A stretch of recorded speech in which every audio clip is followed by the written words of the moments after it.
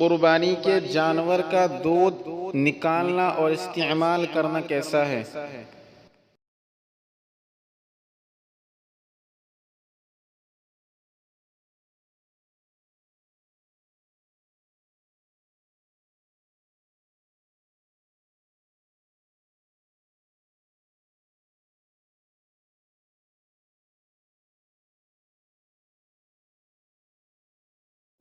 الجواب وباللہ التوفیق۔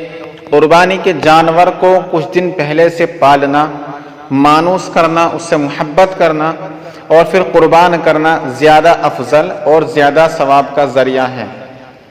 تاہم اس کے باوجود قربانی کی نیت سے جانور خریدنے کے بعد اس سے کسی بھی طرح کا نفع اٹھانا جائز اور درست نہیں ہے۔